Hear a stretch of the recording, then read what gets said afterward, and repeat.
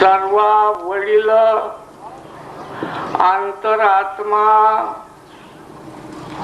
तो जेथे चेतला तो भाग्य पुरुष झाला निश्चयेशी.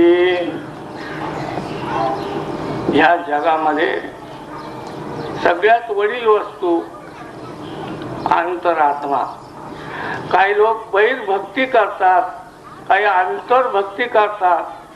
देव कशाने प्राप्त होतो हे मनुष्याला कळलं पाहिजे. मनुष्याला कळतं,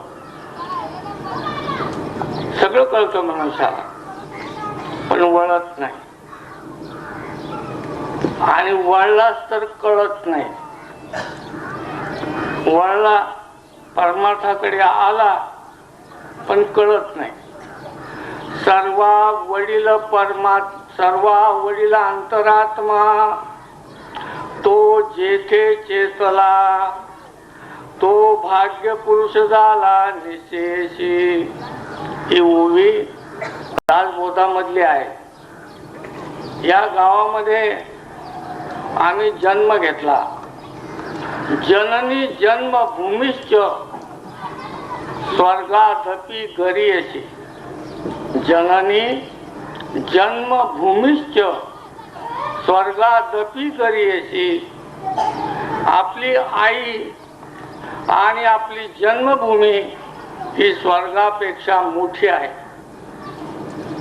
म्हणून माझ्या जन्मभूमीमध्ये मंदिर व्हावं असं बरेच दिवस माझ्या अंतःकरणामध्ये खळबळ होती.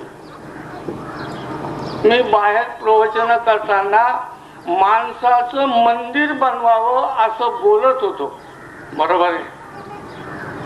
पण मीच कसा वागलो तर मी सद्गुरूचं मंदिर व्हावं म्हणून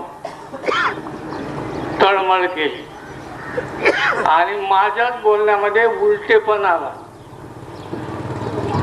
असं इथं जे मंदिर बांधलं, आमच्या गावाला भामट्याचं रायपूर म्हणतात.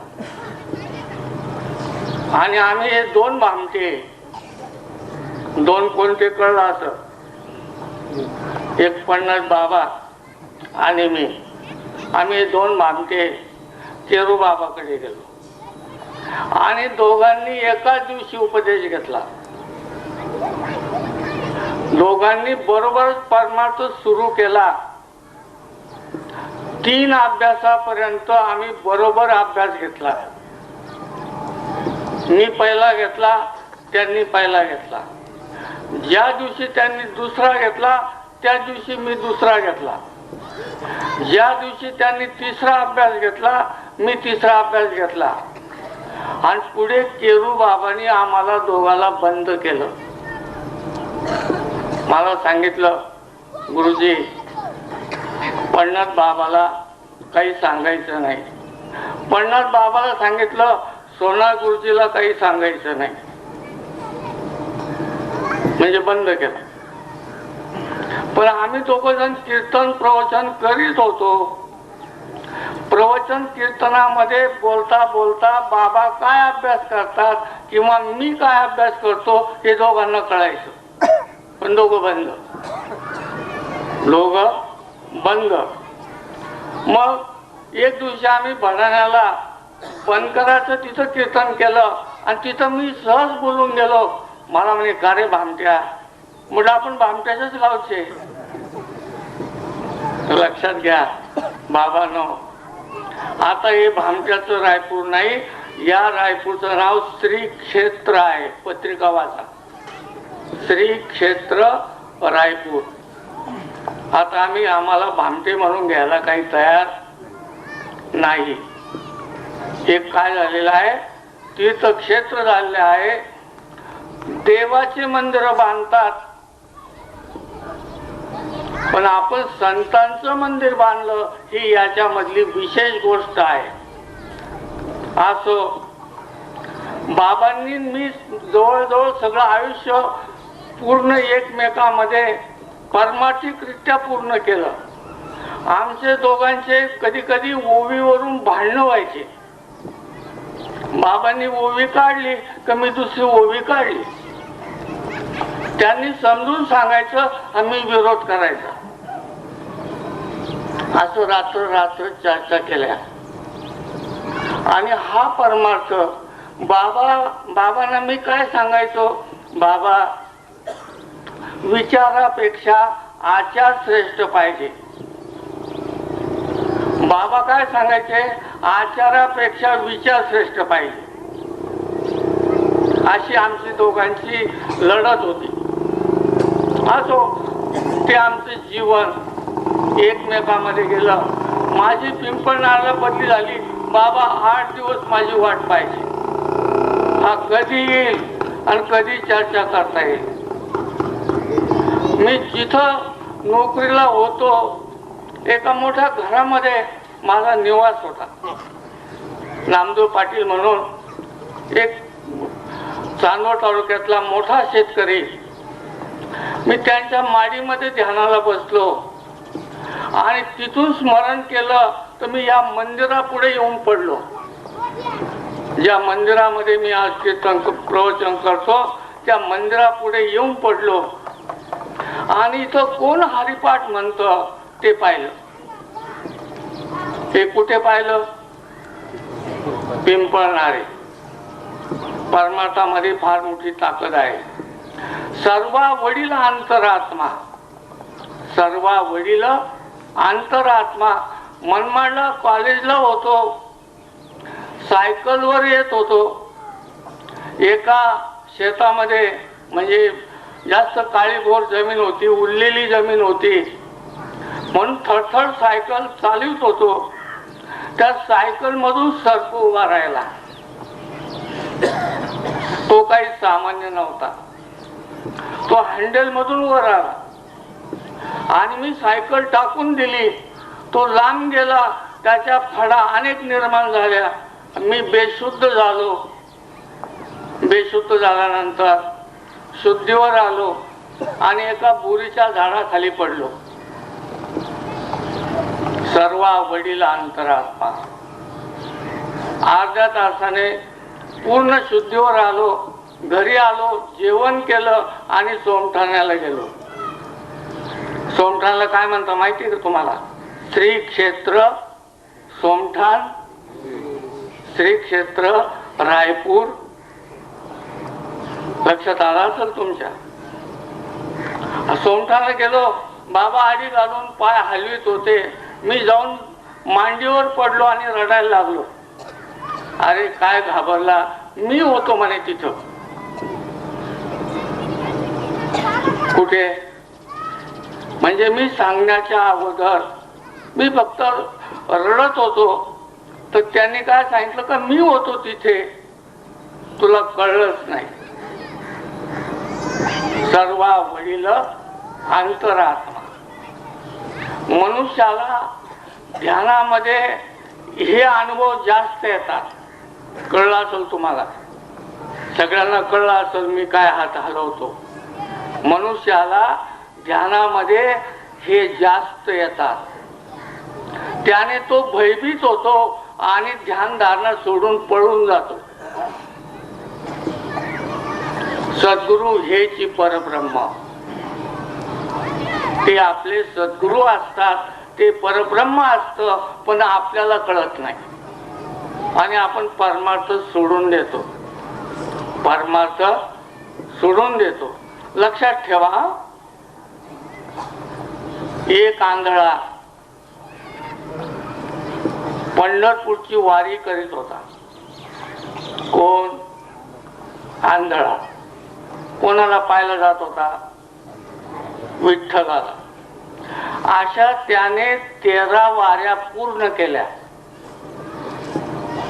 आणि 14व्या वारीला जायचा तेवढा लोक गोळा झाले आणि त्याला विचारलं, का रे बाबा तू पंढरपूरला पायी पायी जातो? तुका म्हणे लक्ष लावून या अंतरी, तोच वार करी पंढरीचा. तुका म्हणे लक्ष लावून या अंतरी, तोच वार करी पंढरीचा. अरे तू पंढरपूरला जातो, तुला विठ्ठल दिसतो का? नाही म्हणे, मला विठ्ठल काही दिसत नाही म्हणे. मग तू जातो कशाला? तेच तुम्हाला कळत नाही म्हणे मी का जातो. मी पंढरपूरला जातो, देव मला दिसत नाही, पण देव माझ्याकडे पाहतो हे तुम्हाला माहित नाही म्हणे. आता देव तुमच्याकडे पाहतो पण हे तुम्हाला कळत नाही. तो आतच आहे ना, देव आत आहे. तुका म्हणे लक्ष लावून अंतरी, तोच वार करी पंढरीचा. आपण वाऱ्या काढतो पण आपल्याला समजत नाही. देव आपल्याकडे पाहतो. एक पाऊल जर मनुष्य ध्यानाने देवाकडे गेला तर 10 पावलं देव आपल्याकडे येतो. हे आपल्याला माहित नाही. लक्षात ठेवा की मी प्रत्येक कीर्तनामधून, प्रत्येक प्रवचनामधून ध्यानाचा अभंग सांगत असतो आणि एकाच अभंगासाठी हे आयुष्य पूर्ण करायचं असं मी ठरवलेलं आहे. एकच अभंग. अभंग भरपूर आहेत.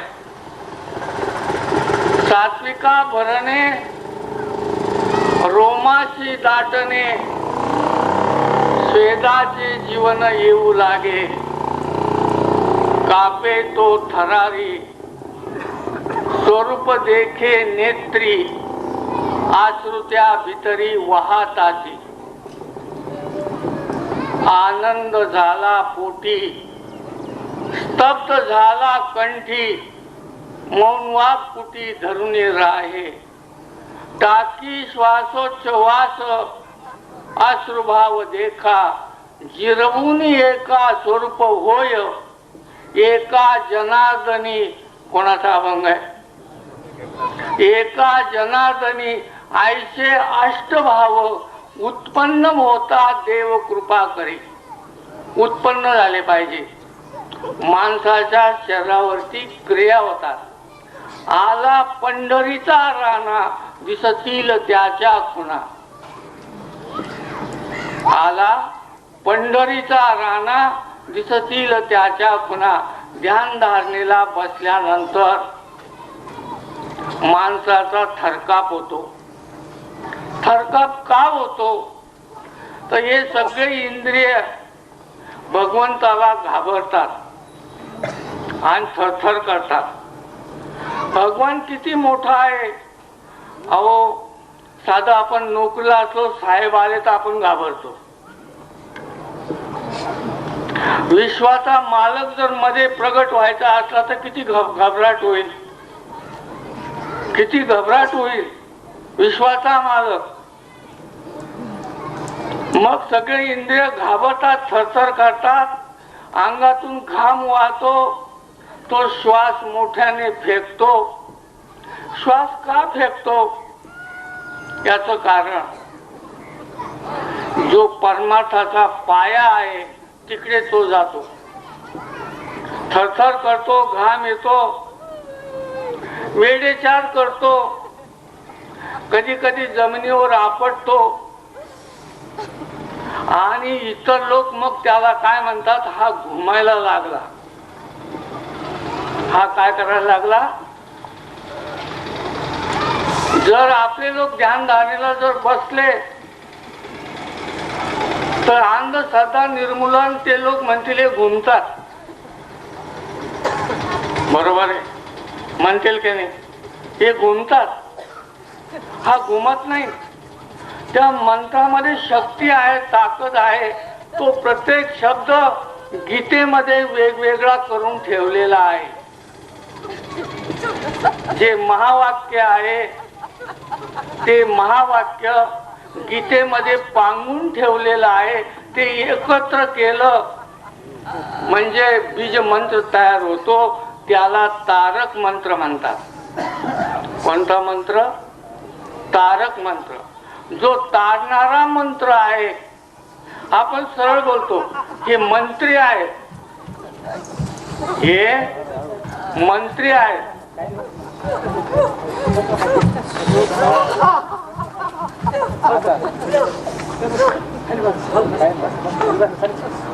गुरु गुरु करी वेडे चारे. हे काय आहे? हे तुमच्या पुढे प्रत्यक्ष दर्शन आहे. गुरु गुरु करी वेडे चारे हा तारक मंत्र आहे. बीज मंत्र अमुचा पांडुरंग. बीज मंत्र अमुचा पांडुरंग हा जो महामंत्र आहे, हा तारक मंत्र आहे, हा पांडुरंग आहे. पंडूर म्हणजे पांढरं आणि पांढरा रंग.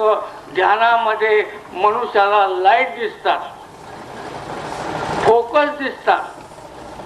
आणि त्याने तो काय म्हणतो की इतका मोठा प्रकाश कसा निर्माण झाला हे त्याला कळत नाही. त्या मंत्राची शक्ती आहे. मंत्री म्हटल्यानंतर सगळ्या जिल्ह्याची ताकद, बरोबर आहे. मंत्री म्हटलं सगळ्या राज्याची ताकद. मंत्री म्हटलं सगळ्या देशाची ताकद एकट्यामध्ये. मंत्र शब्दावरून मंत्री शब्द बनला. मंत्र शब्दावरून मंत्री शब्द बनला. मग हा मंत्र ज्यावेळेला आपण घेतो त्यावेळेला जिभेनं आपल्याला अगोदर अभ्यास करावा लागतो. जिभेचा अभ्यास करतो, याला वैखरी म्हणतात. वैखरीचा अभ्यास झाल्यानंतर तो जे श्वास फेकतो,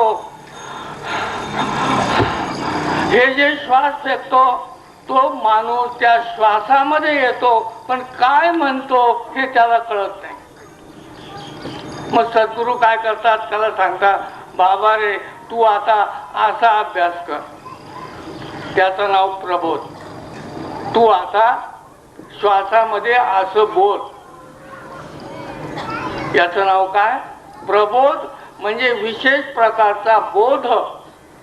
असा विशेष प्रकारचा बोध संत आपल्याला देतात आणि त्या बोधाने सगळ्या परमार्थाचा पाया भरून निघतो.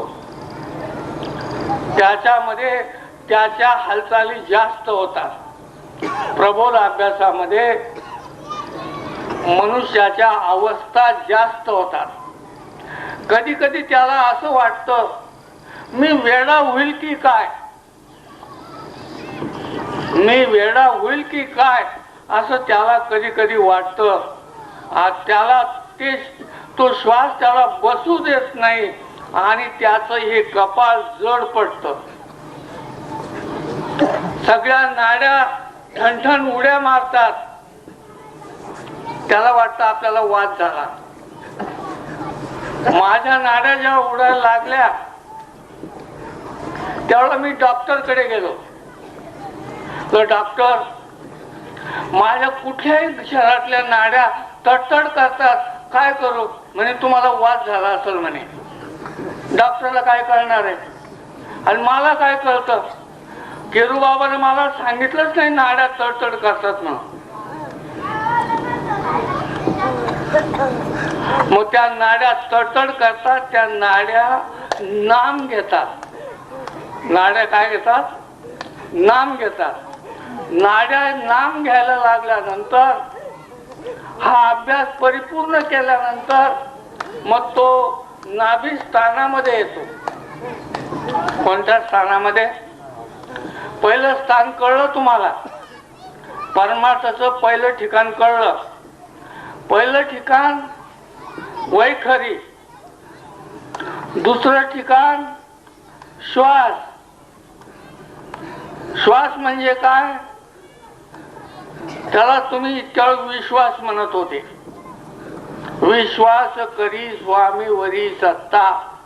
हा श्वास स्वामीवर सत्ता करतो, म्हणजे सद्गुरूवर सत्ता करतो, हे आपल्याला कळत नाही.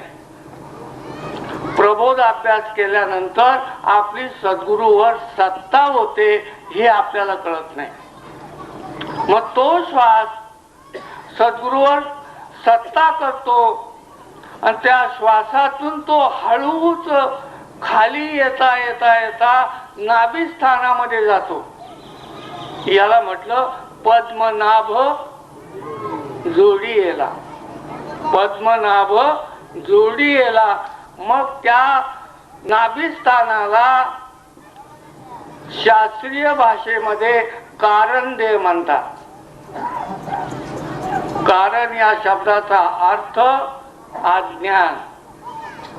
कारण देह म्हणजे अज्ञान देह, ज्याला देवाचा पत्ता लागत नाही, ज्याला देव कळत नाही, त्याला कारण शरीर म्हणतात. त्या कारणामध्ये तो येतो. मी विनोदाने बोलतो, कारण घेऊन चालला, कळलं? कुठे? नाही तळ्याला. काय घेऊन चालला? गाडीमध्ये काय टाकलं? अज्ञान. गाडीमध्ये काय टाकलं? आणि तो काय सांगतो, आम्ही कारणाला गेलो होतो. आणि इकडे परमार्थामध्ये कारण देहाचा स्वतंत्र अभ्यास आहे. त्या कारणाचा अभ्यास मिळाल्यानंतर मनुष्याचं अज्ञान नष्ट होतं आणि त्याला ज्ञान प्राप्त होतं. सर्वा वडील अंतरात्मा, तो जेथे चेतला पेटला. सर्वा वडील अंतरात्मा, तो जेथे चेतला म्हणजे पेटला. मनुष्याने परमार्थात स्वतःला पेटून घ्यावं. मग काही साधक लोक आमच्याकडे येतात, गुरुजी मी पेटून उठलो असं सांगतात. म्हणजे परमार्थामध्ये स्वतःला पेटून घ्यावं लागतं. इतक्या यातना सहन कराव्या लागतात. परमार्थ पाहिजे तितका सोपा नाहीये. लोक तुका म्हणे सोपे आहे, शहाणा तो धनी. हे कसं सांगितलं? लहान मुलाला आपण सांगतो गोळी गोड आहे, कडू नाही, गोळी देऊन टाकतो. तशी संतांनी ही गोळी दिलेली आहे की तुका म्हणे सोपे आहे सर्वाहुनी, शहाणा तो धनी घेतो येते. मरणप्राय वेदना त्या नाभिस्थानामध्ये होता. त्या ठिकाणी कुंडली शक्ती जागृत होते. मी मनमाडला आहे आता. सटवाई नागावर कारण घेऊन जातात. अगोदर काय करता? वध करता. नंतर तो वध केलेली वस्तू कुठे ठेवता? पोटात ठेवता. वध केलेली वस्तू कुठे ठेवता? पोटात ठेवता.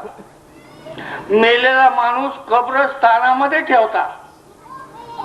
बरोबर आहे? मेलेला माणूस. आणि सटवाई नाल्यावर जाऊन मेलेला बोकड पोटामध्ये ठेवता. काय? हा, मग एक कब्रस्थान दुसऱ्या कब्रस्थानाला भेटतो तिथं. आणि त्याच्यानंतर मग कळलं तुम्हाला? तुम्हाला सांगू का? पाण्यात बुडून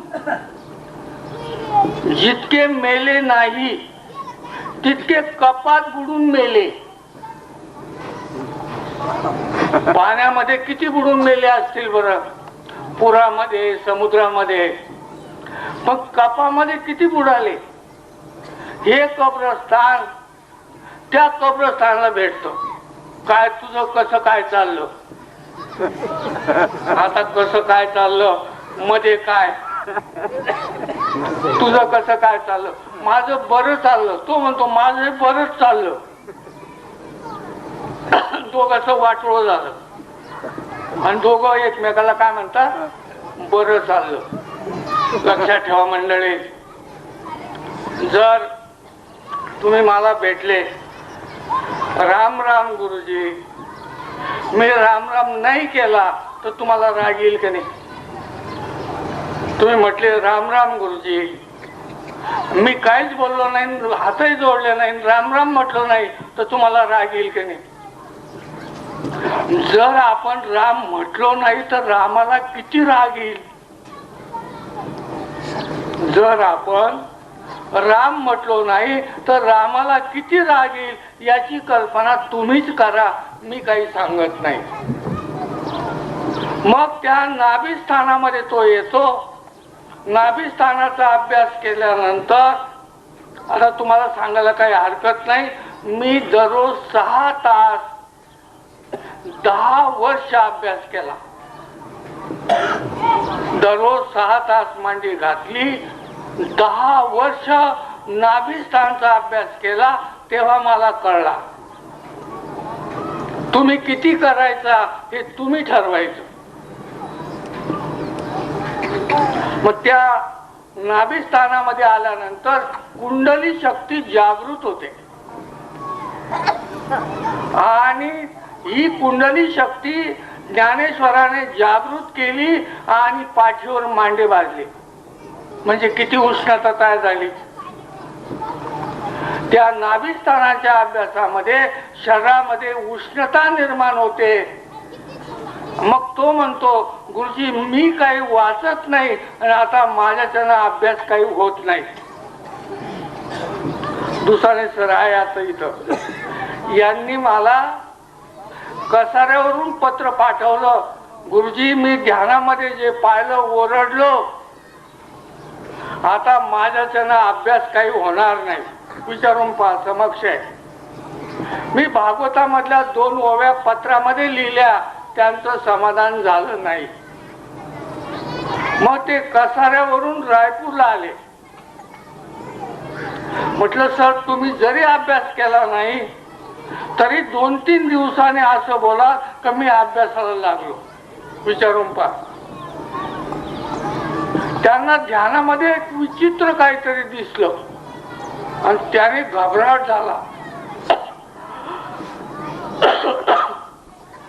तो घबराट झाल्यानंतर आपण वाचू शकत नाही, आपल्याला कोणी सोडू शकत नाही असं त्यांना वाटलं आणि घरी गेले आणि डोळ्यामध्ये डोळे झाकून चांगलं दिसायला लागलं. गुरुजी मी अभ्यासाला लागलो म्हणे. ज्यांनी प्रवचन केलं ते म्हणतात.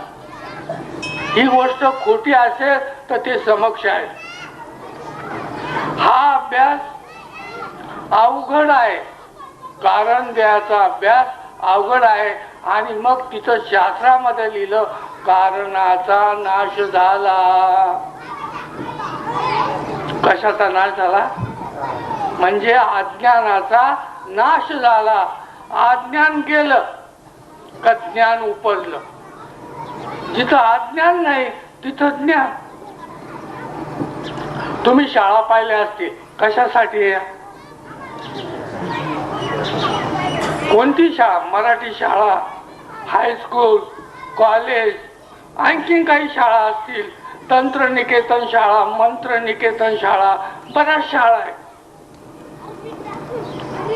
पण मी एक शाळा पाहिली नाही. सगळ्या शाळा पाहिल्या पण एक शाळा पाहिली नाही. तुम्ही पाहिली असं कदाचित, पण मी मात्र अजून नाही पाहिली. अज्ञानाची शाळा पाहिली तुम्ही? नाही. अज्ञानाची शाळा पाहिली का? एका शाळेमध्ये मुलगा पाठवला, याला अज्ञान शिकवा. का बरं नाही? अज्ञानाची शाळा का नाही? तर आपण अज्ञान आहोतच म्हणून त्याची गरज नाही. आपण अज्ञान आहोतच, त्याची गरज नाही. आपल्यामध्ये देवाबद्दलचं अज्ञान आहेच चलावला. मग त्या नाभिस्थानचा अभ्यास हा अवघड अभ्यास आहे. हा अभ्यास करता करता करता करता मनुष्य वर चढतो. त्याच्यामध्ये अनुहताचे नाद तयार होतात.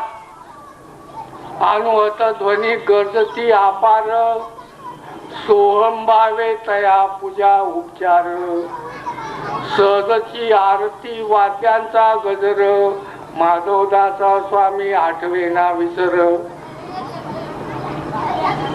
मग तिथं ती ध्यानधारणा करावी लागते. आणि गीतेत कसं लिहिलं, सोहम सुकृताच्या सोडून या गाठी केलीशे मराठी गीता देवी. ही गीता देवी जी निर्माण केली ती कशासाठी, सोहम सुकृताच्या सोडून या गाठी केलीशे मराठी गीता देवी. या भारतामध्ये जितके जपी, जितके तपी, दादा मिया, जितके पंथ, ते सगळे पंथ एक दिवशी सोहम या साधनाकडे येतात. बाह्य रंगाने परमार्थ करता करता शेवटी ते सगळे पंथ, मग कोणताही पंथ असो, आतापर्यंत तुम्ही जेवढे पंथ ऐकले असतील, जेवढे मोठे मोठे संत ऐकले असतील, ते सोहम साधनाकडे येतात आणि ते साधन आपल्या जवळ आहे. ही अभिमानाची गोष्ट आहे. ते साधन आपल्या जवळ आहे. त्या लक्षात ठेवा, 17व्या दशकामध्ये रामदास स्वामी योगी होते. ते वर्णन करतात, एकांती मौन धरुनी बैसे, सावध पाता कैसे भाषे, सोहम सोहम आयशे शब्द होती. एकांती मौन धरुनी बैसला, सावध पाता कैसा भासला, सोहम आयसा वर्तला अंतर्यामी. कोण होते?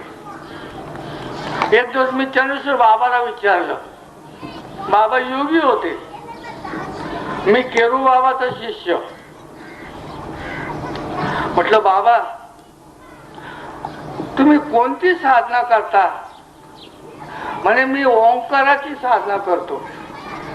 बाबांनी म्हटलं बाबा तुम्ही ज्यावेळा मणिपूर चक्रामध्ये अभ्यास करीत होते त्यावेळा कोणतं साधन वापरलं? नाभी स्थानाला मणिपूर चक्र म्हणतात योगामध्ये. त्यांनी मला ते साधन सांगितलं. तो अभ्यास आणि हा अभ्यास एकच निघाला आणि मला खूप आनंद झाला. बाबांचा अभ्यास आणि आपला अभ्यास, आपण संसारामध्ये आहोत, त्यांनी संन्यास घेतला, त्यांना तो अभ्यास मिळाला. हे पहा, तुम्हाला संसारामध्ये अभ्यास मिळाला. योग्यांना अगोदर आपलं दावं घालावं लागतं, नंतर दीक्षा मिळते. आम्ही तुमचं दावं घातलं का? सांगा बरं. योग्यांना स्वतःच दावं अगोदर घालावं लागतं आणि 2 वर्ष गुरुशी बोलायचं नाही असं त्याच्यामध्ये पथ्य आहे. 2 वर्ष गुरुला कोणताही प्रश्न विचारायचा नाही असं योग्यांचं तत्व आहे. म्हणजे 2 वर्ष सद्गुरू जे काम सांगाल ते काम केलं पाहिजे, म्हणजे त्याची सद्गुरूवर निष्ठा बसते. असा तिकडचा मार्ग आहे. आम्ही कधी तुमच्यावरती दाब केला का? काही काम सांगितलं का? बोला ना. काही काम सांगितलं नाही, काही घेतलंय नाही. आम्ही इच्छा काय करतो? इच्छा केली ते पावलो. आम्ही फक्त इच्छा करतो, जसं आपल्याला माहीत झालं तसं यांना माहीत व्हावं. जसं आपल्याला माहीत झालं तसं या जीवांना सुद्धा ते माहीत व्हावं. देव काय आहे हे कळावं. मग तो त्या सोम साधनानं वर येतो. मग जनाबाई वर्णन करते, अशिक्षित होती, सोहम शब्दाचा मारा केला, विठ्ठल काकुळती आला, विठ्ठल काकुळती आला. कशाचा मारा केला? सोहम शब्दाचा मारा केला, विठ्ठल काकुळती आला, देव काकुळतीला आला. मारा कशाचा पाहिजे? नाही तर बसा नारळ पुढे. नारळ का फोडता माहिती आहे का तुम्हाला? तुम्ही जे नारळ घेऊन जाता देवाला का फोडता माहिती आहे का तुम्हाला? कौट का बर फोडीत नाही? तुम्ही सांगा ना. आंबा का फोडीत नाही? पेरू का फोडीत नाही? नारळच का फोडता माहित नाही. आजानं फोडलं बापानं पाहिलं, बापाने फोडलं मुलाने पाहिलं, मुलाने फोडलं नातवाने पाहिलं, नारळ फोडायला लागले पण माहीतच नाही. आपल्या देशामध्ये फार पूर्वीच्या काळामध्ये म्हणजे प्राचीन काळामध्ये लोक देवाला बळी देत होते. त्याला नरबळी असं म्हणतात. देवापुढे माणूस कापायचा अशी भक्ती होती. मग सगळे संत एकत्र आले आणि हा बळी वाचवावा अशी प्रथा असू नये याच्यासाठी सगळ्यांनी एकत्र येऊन ठराव केला. आणि त्या ठरावामध्ये ठरलं की टिकाऊ फळ कोणतं? ते नारळ. मग नारळ फोडलं का बळी दिला अशी त्या लोकांची समजूत घातली म्हणून नारळ फोडतात. कळलं सगळ्यांना? आता बळी देत नाही तरी नारळ फोडतात. आता याला कुणी काय करावं? फोडता तर फोडा. आता कुणी बळी देत आहे का? मारुतीला कुणी बळी दिला का? पण नारळ फोडण्याची प्रथा संतांनी निर्माण केली बळी देऊ नये म्हणून. हे अज्ञान माणसाचं नष्ट झालं पाहिजे. तुम्ही उपवास करता. उप म्हणजे जवळ, वास म्हणजे राहणे. देवाच्या जवळ राहणे याचं नाव उपवास. कशाने देवाच्या जवळ राहील? नाम साधनेने राहील का साबुदाण्याने राहील? देवाजवळ साबुदाण्याने राहील का? पण आपलं चाललं जे साबुदाणा आणायचा आणि खायचा. कळत नाही मनुष्याला. आणि मला उलट विचारता गुरुजी तुम्ही उपवास का करीत नाही?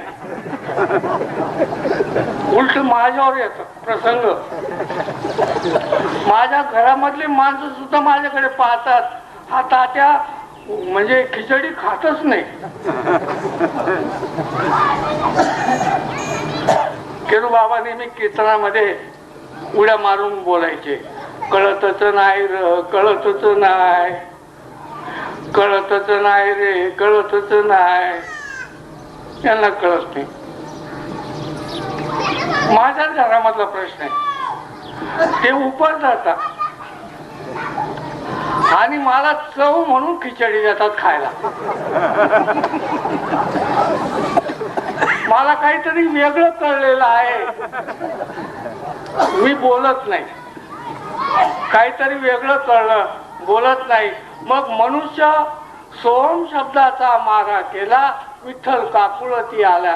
जिच्या गौऱ्या विठ्ठल विठ्ठल बोलत होत्या. प्रत्येक शरीराच्या प्रत्येक हाडातून ध्वनी निघाला पाहिजे इतका अभ्यास करायचा आहे. पूर्ण अभ्यासाचा, पूर्ण सायासाचा दास सद्गुरूचा तोची जाणे. आपले हाड सोहम सोहम असे म्हटले पाहिजे. अशी आपल्यामध्ये ताकद पाहिजे. मग खिचडी नको, उपास नको, माळ नको. ज्याला चांगलं वागायचं त्याला माळीची काय गरज हो? खरं सांगा मला. चांगलं वागायचंय, कोणाचं वाईट करायचं नाही, कोणाचं मन दुखवायचं नाही. मनुष्यानं असं बोलावं की दुसऱ्याला रोग होणार नाही. आपल्या बोलण्याने रोग होतो दुसऱ्याला, म्हणजे वाईट वाटत. हा रोग आहे. मनुष्यानं असं बोलावं की दुसऱ्याला रोग होणार नाही. मग त्या शब्दाचा मारा केल्यानंतर मग अणुहाताचे नाद तयार होतात आणि शरीरामधून सुगंध सुटतात. तुम्हाला माहित नसेल इथं काय घडलं.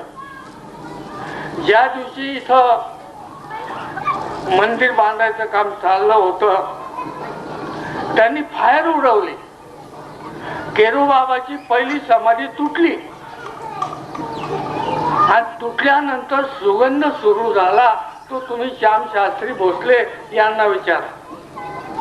मोरे साहेब बरोबर आहे. काय सुटला? आपण मेलो तर आपला सुगंध सुटेल का? नाही, विचार करायचा. सुगंध सुटला. ज्या मिस्टरने तो काम केलं, सुरेंद्र मिस्त्री, ते काय म्हणतात म्हणजे बिहारचे राहणारे, हिंदी मधून बोलतात.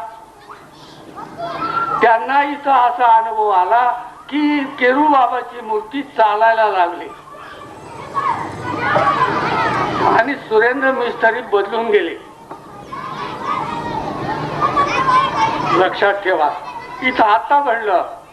तिथं हजर आहे मूर्ती, म्हणजे केरूबाबाची मूर्ती चालायला लागली असं त्यांना तिथं दिसायला लागलं. कुठे? समाधीजवळ. आणि चटकन बदल करून घेतला. गुरुजी मला तुम्ही काहीतरी सांगा. मी त्यांना उपदेश केला. बोरे मेरी बीबी घबराती बोले. मेरी बीबी घबराती बोले. आता हे प्रत्येकाचं थरक होतंय माहिती तुम्हाला. थरका प्रत्येकाचा होतो. मग ते नाभिस्थानचा अभ्यास ओलांडल्यानंतर सर्व वडील अंतरात्मा तो प्रवास करता करता मनुष्य हृदयस्थ येतो. हृदयातून हळूच उड्डाण करून डोक्यामध्ये येतो आणि डोक्यात आलं का? डोक्यात मी काय बोलते डोक्यात आलं का? डोक्यात येतो. मग डोक्यामध्ये अभ्यास करावा लागतो. पण त्याला काय पाहिजे? डोक्याचा अभ्यास करायला काय पाहिजे? डोकं पाहिजे. ज्यावेळेला या स्त्रिया हंडा डोक्यावर घेतात त्यावेळेला मला वाईट वाटतं. यांना डोक्याचं महत्व काहीच नाही.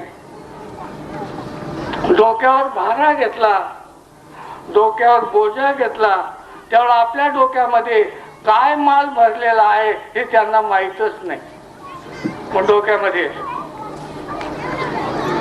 लक्षात ठेवा.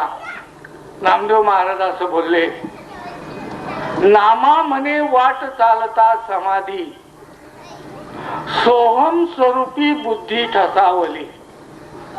नामा म्हणे वाट चालता समाधी, सोहम स्वरूपी बुद्धी ठसावली. नामदेव महाराज असं म्हणता, मी रस्त्यानं चालतो तर माझी समाधी लागते. पण कोणती समाधी लागते? तर सोहमची समाधी लागते असं नामदेव महाराज म्हणतात. कबीर महाराज याच ठिकाणी असं बोलता, हसो उलट होत है सोहम. सोहम शब्द उलटा केला, हसो शब्द तयार होतो. तेच हंस ध्यान. त्यालाच काय म्हणता? हंस ध्यान. म्हणजे हसो उलट होत है सोहम, ताकी ओर निहारो रे. मग डोक्याच्या स्थानी संत आपल्याला घेऊन जातात आणि तिथं देव काय आहे, देव खरंच काय आहे, मग तो कसा होतो हे ते संत आणि त्या म्हणजे सत्शिष्यालाच माहिती. याच्यासाठी तुम्ही माझ्याकडे येता.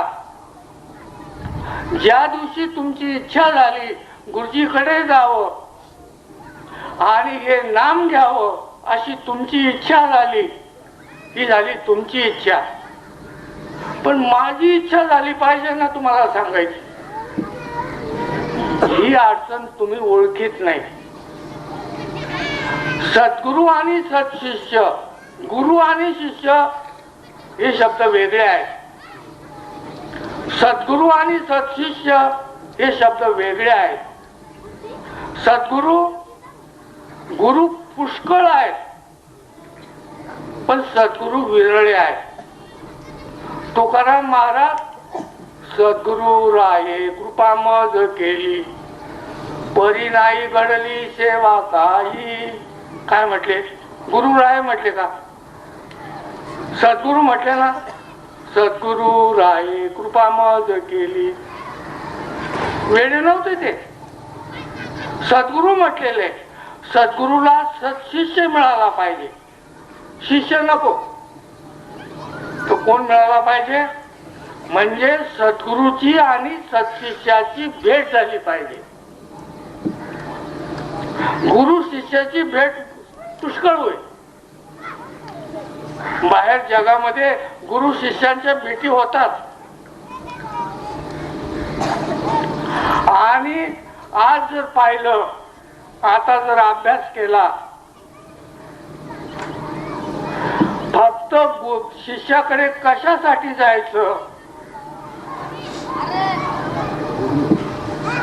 शिष्याकडे जायचं, पण काय मिळालं पाहिजे? कळलं तुम्हाला? काही न मागे कोणापाशी, तोच आवडे देवाची. काही न मागे कोणापाशी, तोच आवडे देवाची. जो काही मागत नाही त्याचं नाव सद्गुरु. जो मागतो तो गुरु.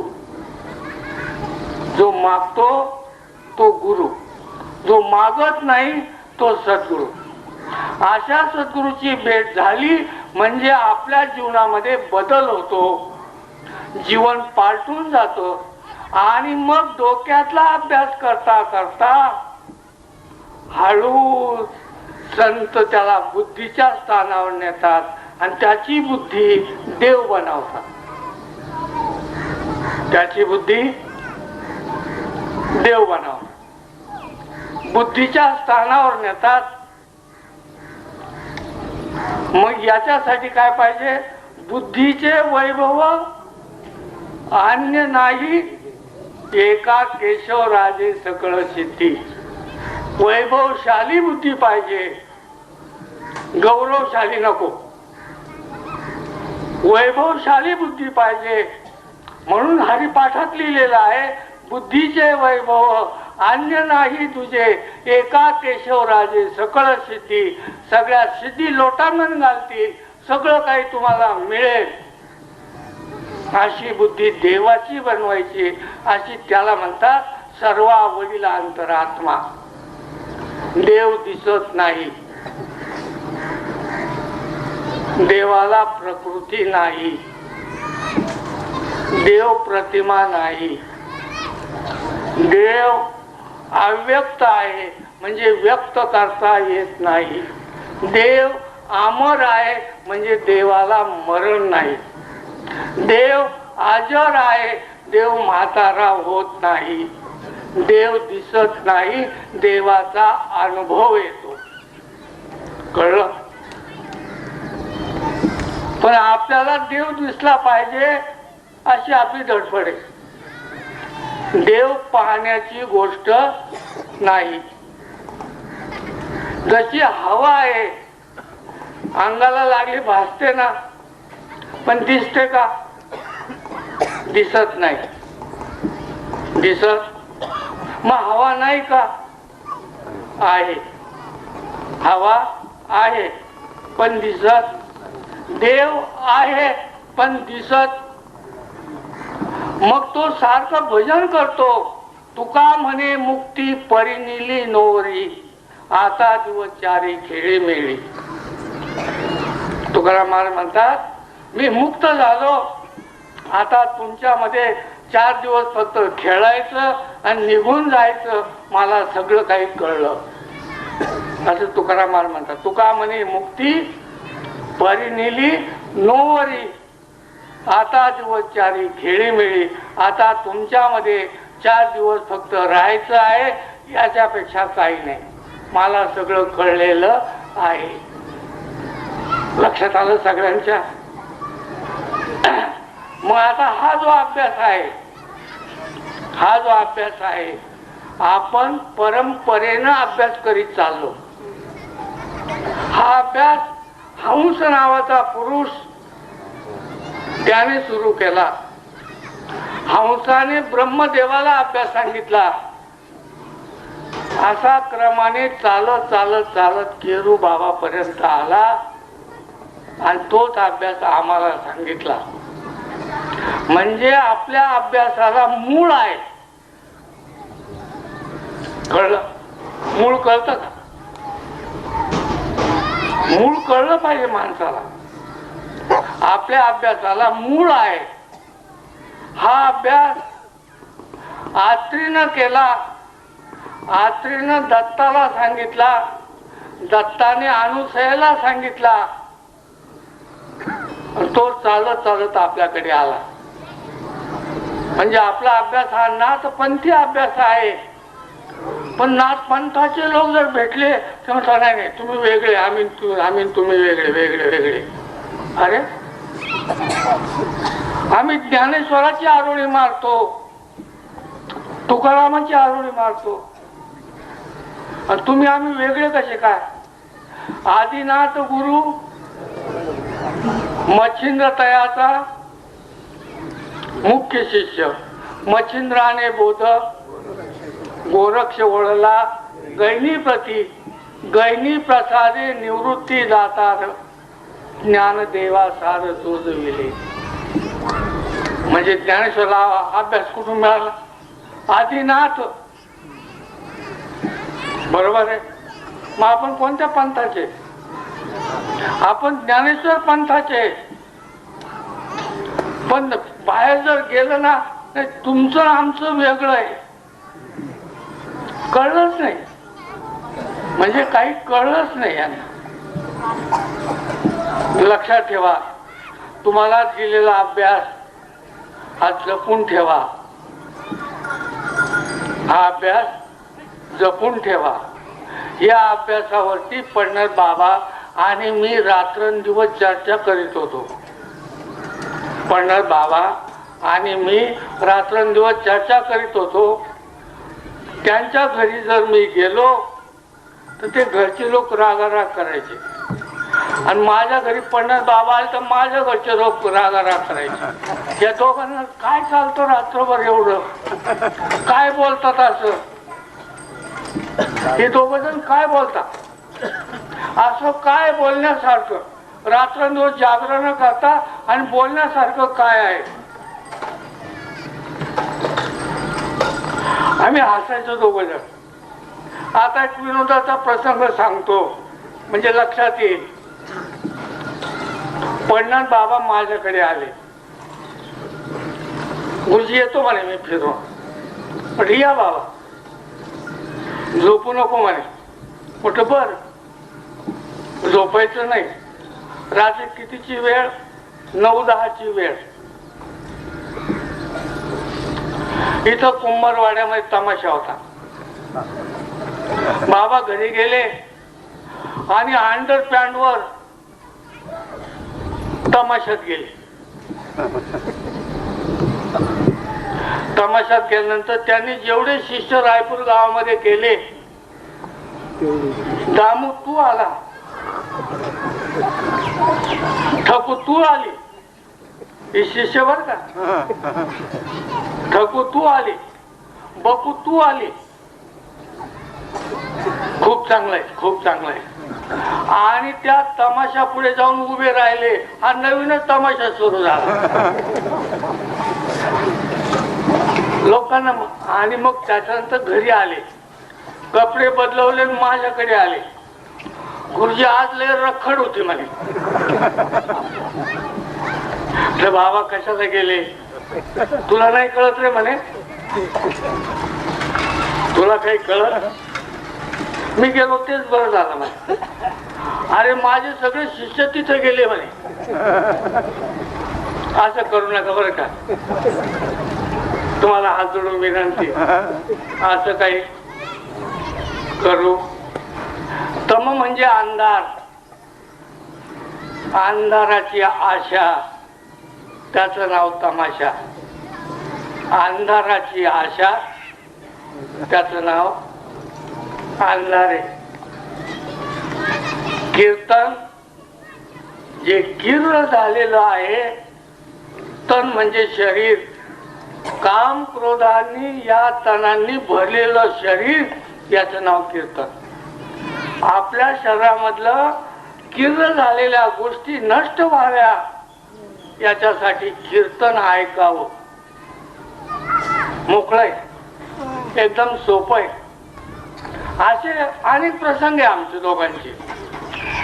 पण्णा बाबाचे माझे अनेक प्रसंग आहेत. एक दिवशी हे अशोक भाऊच्या मळ्यामध्ये कीर्तन ठेवलं होतं. कीर्तन प्रवचन गेलो मी तिथं. बाबांनी एक ओवी घेतली. आता गुरुजी या ओवीवर प्रवचन करतील म्हणे. ओवी कोणी घेतली? बाबांनी घेतली.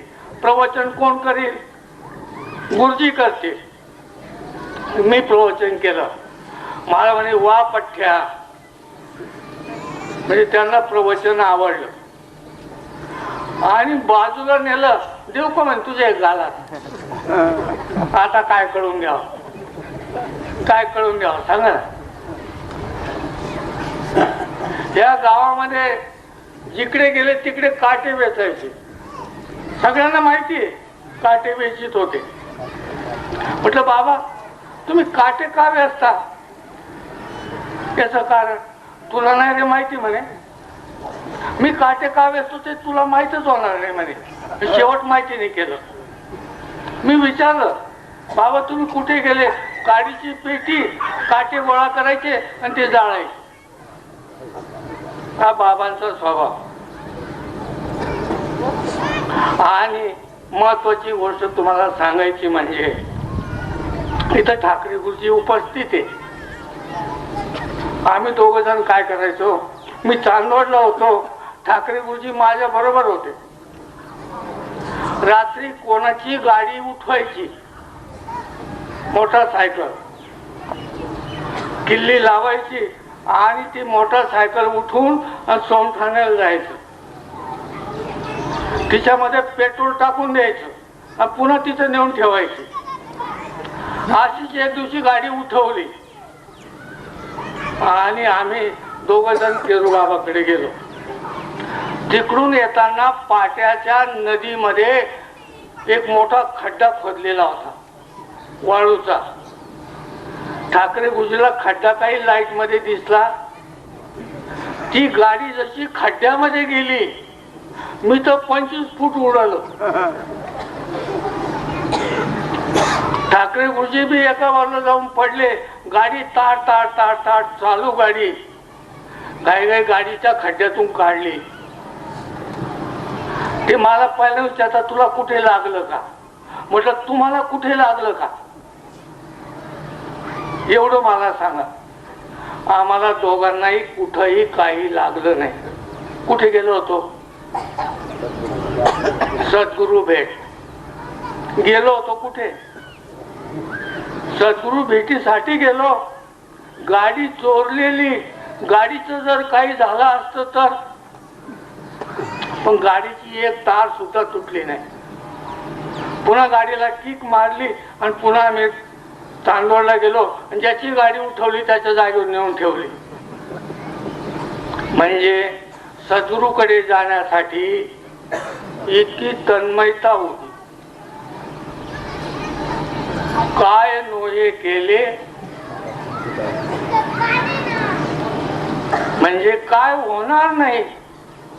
पण मनुष्यानं अभ्यास करताना हा जपून आणि सावधतेनं केला पाहिजे. आपण जाणार आहोत. तुम्ही कुठे आले बरं? आता तुम्ही कुठे आले? रायपूरला आले, बरोबर आहे. हे रायपूर आहे का?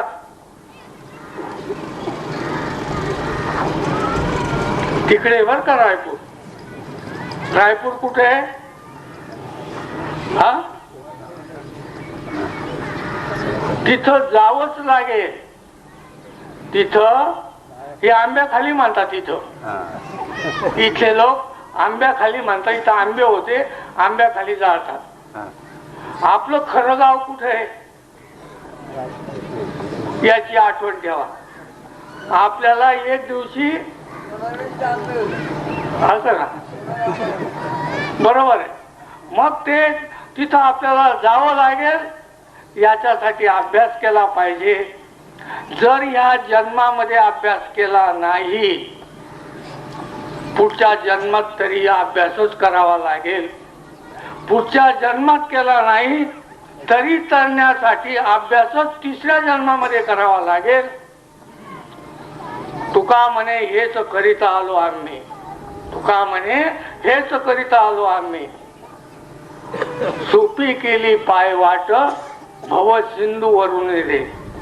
सोपी वाट केली. ते गेले आले, रस्ता तयार केला. आपल्याला त्या वाटेने जावं लागेल. आणि ती वाट आता सोपी झालेली आहे. साधन सोपं आहे. तुम्ही जर चंद्रशेखर बाबा पाहिले सगळ्यांनी, बाबा म्हटले काही तुम्हाला उपदेश देतो का म्हणून सांगा ना मला. त्यांनी त्यांचं हित केलं. त्यांनी त्यांचं हित केलं, पण दुसऱ्याकडे पाहिलं नाही. ते काय सांगायचे, देवळात या आणि देवळाची सेवा करा. देवळात या आणि देवाची सेवा करा एवढं सांगत होते. पण असं नाम आहे हे कोणी बोलत नाही, हे कोणी सांगत नाही. नाम असं आहे हे कोणी सांगत नाही, रस्ता कोणी दाखवित नाही. आणि अज्ञानी माणसाला रस्ता माहीत झाला पाहिजे. तर सगळ्यांना विनंती आहे, सर्वा वडील अंतरात्मा. एक दिवशी तुम्हाला वैखरीनं अभ्यास करावा लागेल. त्याच्यानंतर श्वासाने अभ्यास करावा लागेल. नंतर नाभिस्थानाने अभ्यास करावा लागेल. नंतर डोक्यानं अभ्यास करावा लागेल. त्याच्यानंतर पुन्हा डोक्यानं अभ्यास करावा लागेल. मग त्यावेळेला कळेल सर्वा वडील अंतरात्मा. तो जेथे चेतला तो भाग्य पुरुष झाला. निश्चयाची म्हणजे निश्चयाने सांगितलंय, हे निश्चय करून सांगितलेलं आहे. तर सगळ्या मंडळाला माझी विनंती आहे, वेळ झालेला आहे. सगळ्यांनी घेतलेला अभ्यास काळजीपूर्वक किमान 3 तास ते 3.5 तास अभ्यास केलाच पाहिजे. किती वेळ? मग चालता बोलता ते वेगळं, पण मांडी घालून 3.5 तास अभ्यास या शाखेचा दंड काय? आम्हाला 3.5 तास सांगितला. ते एक दिवशी असा प्रसंग आला, वेळ वाढलेला आहे. इथं आम्ही 4-5 जण जमलो. देवळामध्ये ध्यानधारणा करायला जायचो. त्यांना म्हटलं आपल्याला 12 तास ध्यानधारणा करायची. एका वेळेला किती वेळ ठरलं. सगळं निघाले रतन भाऊच्या मंदिरामध्ये. तिथं सगळेजण जाऊन बसले. सकाळी आम्ही साधारण 9ला गेलो. तिथं 1 तास झाला, एक जण उठला निघून गेला. 2 तास झाले, दुसरा फरार झाला. 3 तासामध्ये 2-4 लोक फरार झाले. रतन भाऊच्या घरी जेवण करून घेतलं. मी मात्र बसूनच राहिलो. आणि 4 वाजेला मी डोळे उघडले तर ते सगळे मंदिराच्या ओट्यावर गप्पा मारत होते. बरोबर आहे. लक्षात ठेवा, आपलं कल्याण करून घ्यायचं आहे ना. साधन मिळालं ना, आता साधन देताना काही अडचण नाही ना. मग साधन मिळालं का अभ्यास करून घ्या आणि या शरीराचं सोनं बनवा. असं शरीर पुन्हा येणार नाही, असं नाम पुन्हा जाता येणार नाही, असं नामस्मरण पुन्हा करता येणार नाही. त्याच्यासाठी अगोदर सावध व्हा. सावधान सावधान मुखी स्मरा रामकृष्ण. सावधान सावधान मुखी स्मरा कृष्ण राम. म्हणजे सावधान व्हा एवढंच मी तुम्हाला आजच्या प्रवचनामधून विनंती करतो किंवा तुम्हाला आठवण करून देतो की सावध व्हा. काय व्हा? सावध व्हा. आपल्याला एक दिवशी जायचं आहे. सावध व्हा आणि अभ्यास करा. आता शेवटी काही बोललो बोबडे माय बाप तुम्हा पुढे नका धरू कोणी राग वचनाचा मनी. येथे बहुतांचे हित शुद्ध करुणे राखा चित्त पुंडलिक वरदे हरी. श्री ज्ञानदेव तुकाराम पंढरीनाथ महाराज की जय. सच्चिदानंद देवा महाराज की जय. माऊली ज्ञानेश्वर महाराज की जय. पंढरीनाथ बाबा की जय. आता सगळ्यांनी उंच आवाजामध्ये आता विश्वात्मके देवे उंच आवाजात म्हणतो. आता विश्वात्मके देवे